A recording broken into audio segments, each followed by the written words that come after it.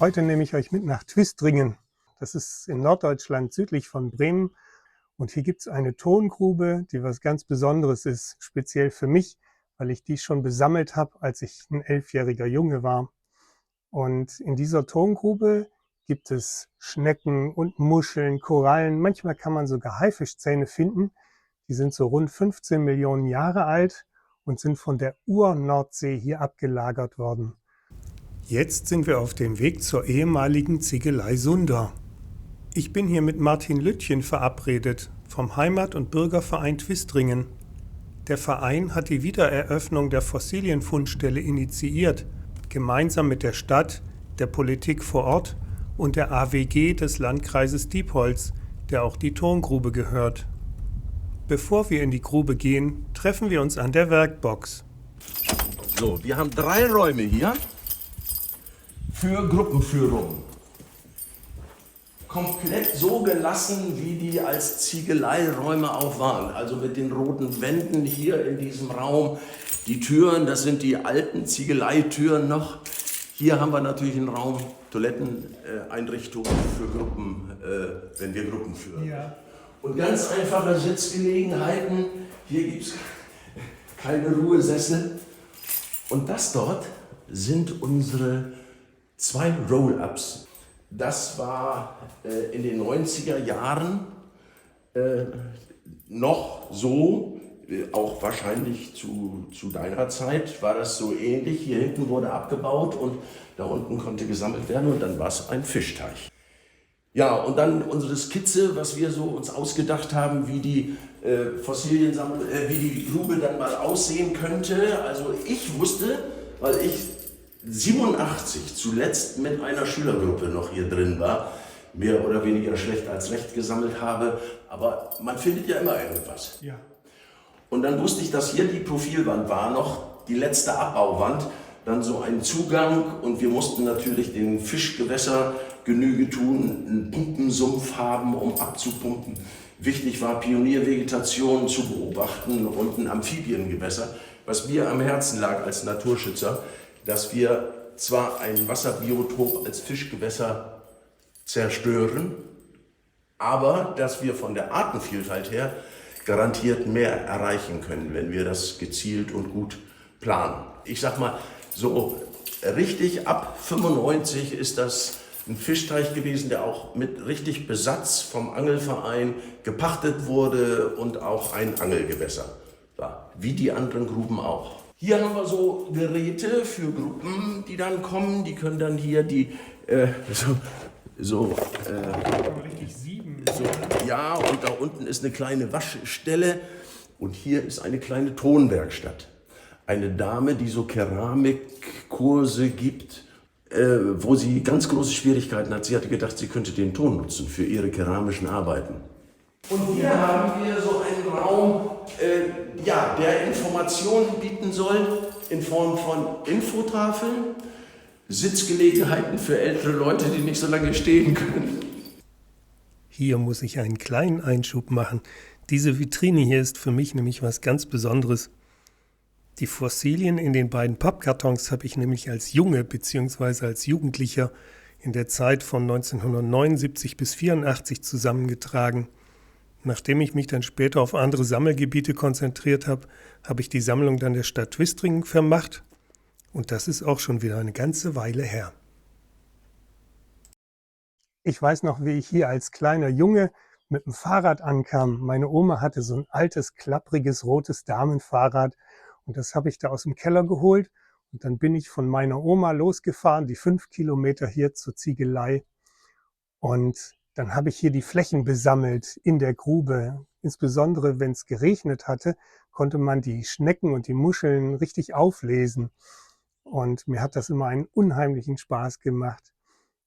Und ich weiß einmal, oben an dieser Hangböschung, die man da hinten sieht, da war ein Bagger. Und der hatte, das war so ein ganz altes Ding, der hatte eine Schaufel, die hing an einem Drahtseil und die hat er dann so den Hang runtergelassen und dann wieder mit dem Drahtseil hochgezogen und dann hat die sich gefüllt und man hat eben so den Ton damals abgebaut. Und einmal laufe ich hier so über die Flächen und der Bagger stellt seinen Motor ab. Und ich habe schon gedacht, okay, was ist jetzt? Und dann hat der Baggerfahrer mich zu sich gerufen. Und ich habe schon gedacht, jetzt muss ich wahrscheinlich aus der Grube raus. Und dann bin ich da den Hang hochgestapft. Und dann greift er in das Führerhäuschen und holt eine Schachtel hervor. Und die war angefüllt mit Schnecken. Und dann greift er da so rein und packt mir die in meine Hand. Dieses Bild, das habe ich heute noch vor Augen. Ich war so glücklich. Also das war für mich ein absoluter Traum. Denn diese großen Schnecken, die sind hier so einfach nicht zu finden. Und ich hatte dann gleich eine ganze Handvoll davon. Da reichte natürlich mein Döschen, was ich mitgebracht hatte, nicht mehr, um die zu verstauen. Mein Opa, der musste viele Pillen nehmen und der hatte immer so Pillendöschen. Und diese Döschen hatten kleine Fächer und da habe ich die Fossilien immer einzeln reingetan. Und so habe ich die dann mit nach Hause genommen. Nur bei den Schnecken, die musste ich dann anders einpacken. So ziemlich in der Mitte, das sind die Schnecken, die ich damals von dem Baggerfahrer geschenkt bekommen habe. Ich finde einfach faszinierend, wie wunderschön diese Schnecken sind, die man hier finden kann. Hier ist so ein kleines Schneckennest. Da sieht man jetzt Korallen. An eine Sache kann ich mich auch noch gut erinnern. Diese Tongrube, wie sagt man, Tonkuhle, die gehörte mal einer Familie Sunder. Und in diese Familie hat ein Herr Feldmann eingeheiratet. Und das war hier quasi der Boss. Zu dem bin ich einfach mal hingegangen, habe geklingelt, habe gesagt, wer ich bin. Und dann hat er mich in sein Wohnzimmer geführt und dann haben wir eine ganze Zeit lang geklönt. Und bei der Gelegenheit hat er mir erzählt, dass er mal 2 so große Haifischzähne besessen hat. Er selber war aber kein Sammler. Und dann bekam er mal Besuch von einem Sammler aus Holland. Und dieser sah auch diese Haifischzähne, die wirklich nicht sehr häufig sind hier, und kriegte solche Augen. Und der Herr Feldmann hat das natürlich gemerkt und dann hat er die beiden Haifischzähne jeweils in eine Hand genommen, hat die auf seinen Rücken verschränkt und hat gesagt, er möge jetzt eine Hand wählen. Und so hat der Sammler einen Haifischzahn bekommen und er war überglücklich. Also ich habe dem Herrn Feldmann angemerkt, wie ihm das selber einen Riesenspaß gemacht hat. Und der Sammler, der war im 7. Sammlerhimmel, war der. Der Herr Feldmann hat mir das erzählt, dass die Walwirbel gefunden haben, aber selber gesehen habe ich den noch nie. Und er hatte doch auf seinem Schreibtisch einen Walwirbel liegen. Hat er dir den mal gezeigt? Nee, zu der Zeit. Wenn ich kam, ach, Lütchen ist wieder da. Ich war ja 3 oder 4 Mal mit Schülergruppen, Leistungskurs, Biologie, Evolution, Fossilien sammeln, das ist natürlich was. Und ich sage, Herr Feldmann, und das ist ja ein Walwirbel.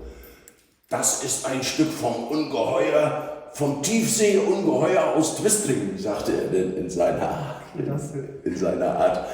Und wo dieser Walwirbel geblieben ist, weiß ich tatsächlich nicht.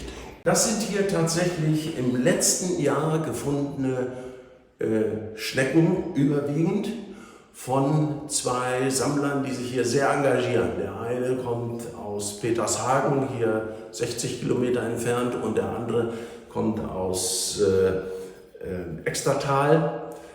Ja, jetzt möchte ich die Grube dann auch nochmal selber besuchen und besammeln und mal sehen, was wir heute finden. Hier ist der Eingang zur Grube. Der wird jeden Tag von April bis Ende Oktober um 8 Uhr aufgeschlossen und abends um 6 wieder zugemacht. Eine Anmeldung ist nicht erforderlich, aber da ich ja nicht weiß, wann ihr dieses Video guckt, verlinke ich die Homepage der Grube unten in der Videobeschreibung, wo ihr dann vorsichtshalber nochmal nachgucken könnt. Dieser Weg hier, das war der alte Fahrweg, auf dem die LKW früher den Ton aus der Grube gefahren haben. Die Bäume da hinten, die gab's alle zu der Zeit nicht. Weiter unten gibt's noch eine Schutzhütte, da kann man picknicken, wenn man längere Zeit hier ist, und man kann sich Eimer und Gerätschaften zum Graben ausleihen. Sicher sehr praktisch für Leute, die hier ganz spontan mal hinkommen. Seitdem man hier das Wasser für das Sammeln abgepumpt hat, kann man wohl gut beobachten, wie sich die Natur das Areal zurückerobert. So wurde mir erzählt, dass man hier jetzt schon 64 Pflanzenarten findet, wo nach dem Abpumpen nur blanke Hänge zu sehen waren. Hier gibt es eine Waschrinne, da kann man dann auch kleine Fossilien ausschlemmen. Jetzt suchen wir uns mal eine interessante Stelle und legen los.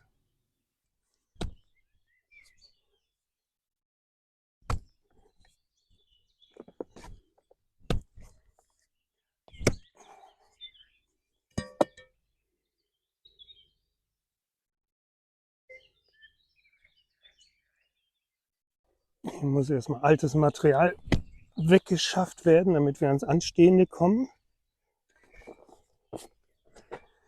Aber hier sieht man schon, wo der Ton zum Vorschein kommt. Und ich versuche jetzt möglichst große Brocken rauszuziehen. Und die werden dann zerkleinert. Und dann hoffe ich, dass wir was finden. So erste Anzeichen sieht man schon.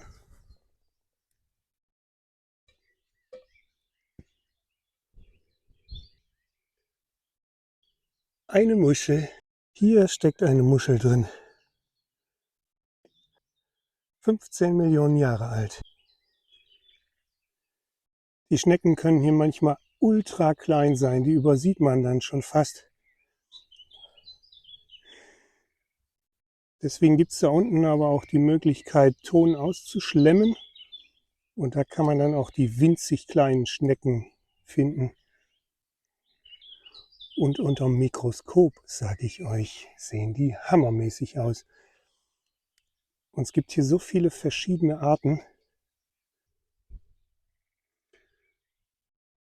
Oh, hier ist eine Koralle drin. Die ist extrem filigran. Kleiner Einschub, das ist eine Bryozoe. Die zeigt viele Risse.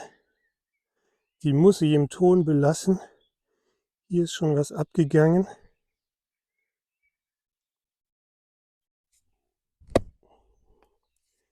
Ich sage euch, das Sammelfieber hat wieder voll zugeschlagen.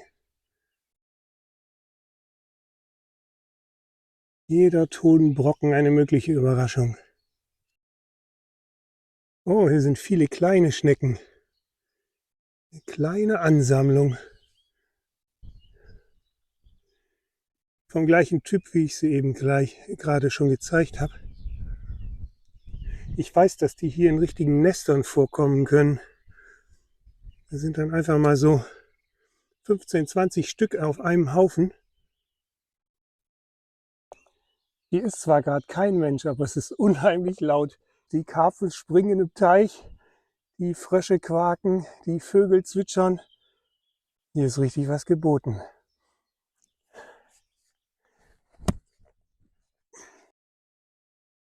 Da ist was. Das ist, glaube ich, eine Koralle.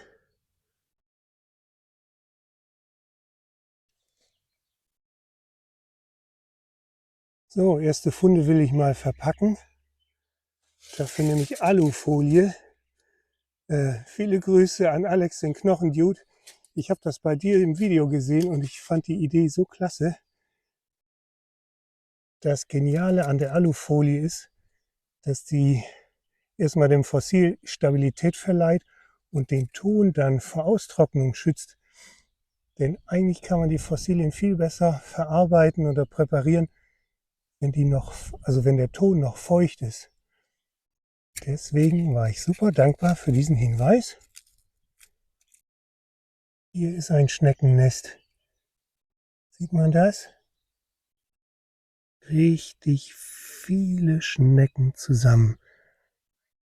Eine ist schon raus, gehüpft. Mal gucken, ob wir die im Verbund erhalten können. Jetzt kommen sie aber hier. Das gehört wohl auch noch zu dem Schneckennest dazu. Eine weitere andere Schneckenart. Zu Hause gucken wir uns die mal genauer an. Was sehe ich da? Das belassen wir auf Matrix. Und was ich auch noch sehe, das ist, da muss noch eine Schnecke liegen. Da ist ein großer Abdruck drin. Die Schnecke habe ich aber noch nicht gefunden. Ich suche jetzt hier schon eine ganze Weile rum, aber ich finde die Schnecke nicht, die zu dem Abdruck passt. Doch, da ist sie. Noch eine schöne Muschelklappe. Die muss ich unbedingt im Ton lassen. Man sieht schon, dass die einen Riss hat. Wenn ich die raushole, dann wird die vermutlich zerbrechen. Tata. Herrlich, eine Muschel. Aber die ist super filigran.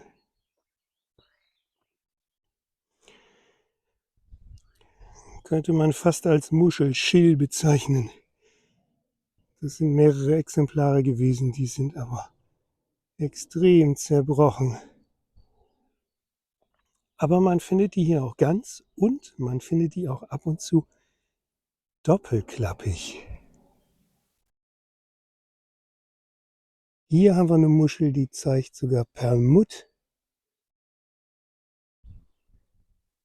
Eine Muschel und beide Schalenhälften sind erhalten.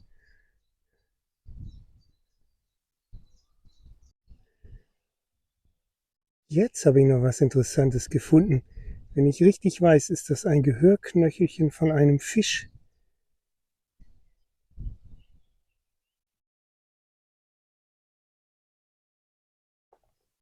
Das hier ist die Ausbeute der vielleicht letzten 15 Minuten. Ich würde sagen, da kann man sich nicht beklagen. Die werden jetzt verpackt und dann geht es auch langsam wieder zurück.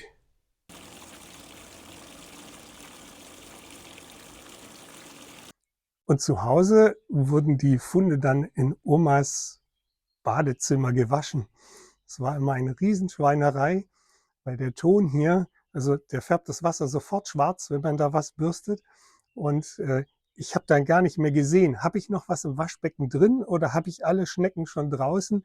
Und dann musste ich immer ganz vorsichtig tasten, um jede Schnecke auch wieder zu finden, dass die nicht in den Abfluss gelangt. Und ja, das war einfach, sind schöne Erinnerungen, die ich daran habe, an diese Zeit. So, für mich geht es jetzt wieder zurück. Ich fand es eine tolle Reise in die Vergangenheit, sowohl in die Vergangenheit von der Urnordsee als auch in meine eigene. Bevor ich mich auf den Nachhauseweg mache, will ich noch einen kleinen Abstecher ins Strohmuseum nach Twistringen machen. Hier gibt es nämlich einen Raum, der eine umfassende Sammlung von Fossilien aus der Grube zeigt, die der Sammler Ludwig Böhme zusammengetragen hat. Das Strohmuseum selbst ist auch absolut sehenswert und sicher einmalig in seiner Art. Alfred Meyer, ebenfalls Vorstandsmitglied des Heimat- und Bürgervereins Twistringen, hat sich dankenswerterweise bereit erklärt, mir hier eine kleine Führung zu geben. Hier die 4, die ist nur durch ein riesengroßes, durch eine Lupe zu erkennen.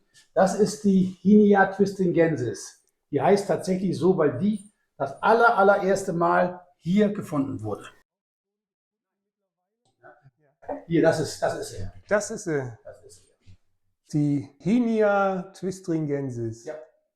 Und das ist, wie ihr euch vielleicht denken könnt, natürlich auch nur ein Auszug. Die Sammlung betont insgesamt 6000 Teile, wovon natürlich wahnsinnig viele doppelt und dreifach und vierfach waren. Insgesamt sind hier in Twistringen, wenn ich das jetzt ganz richtig weiß, um die 600 unterschiedliche Fossilien gefunden worden, die alle in Leiden, in der dortigen Uni, die sich darauf spezialisiert hat, bestimmt worden. An diesem Modell kann man gut sehen, wie der Meeresboden der Urnordsee ausgesehen haben muss.